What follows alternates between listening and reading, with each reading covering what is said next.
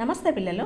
ఈ వీడియోలో మనం 10th క్లాస్ ఉపవాచకం రామాయణంలోని సీత యొక్క పాత్ర స్వభావం గురించి తెలుసుకుందాం. సీత మిథిలానగర మహారాజు అయినటువంటి జనకరాజుని ముద్దుల కుమార్తె. ఈమె మహాపతివ్రత, గొప్ప సాధ్వీమణి. శివుని విల్లు విరిచినటువంటి శ్రీరాముణ్ణి వివాహమాడింది. అంటే స్వయంవరంలో శ్రీరాముడు శివుని విల్లు విరిచాడు. అలా విరిచినటువంటి శ్రీరాముణ్ణి సీతమ్మ తల్లి వివాహమాడింది. భర్త అడవులకు వెళ్తుంటే తనతో పాటు నడిచినటువంటి పతిభక్తురాలు సీత. రావణుడు అపహరించుకుని పోయి అశోకవనంలో ఉంచినా, అనేక విధాలుగా బాధించినా కూడా ఓర్పుగా అనుభవించింది.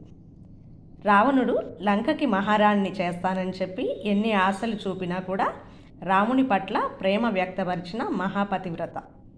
తన పాతివ్రత్యాన్ని నిరూపించుకోవడానికి అగ్ని ప్రవేశం చేసినటువంటి గొప్ప ఇల్లాలు సీత. ఛానల్ని సబ్స్క్రైబ్ చేసుకోండి పిల్లలు. ధన్యవాదములు.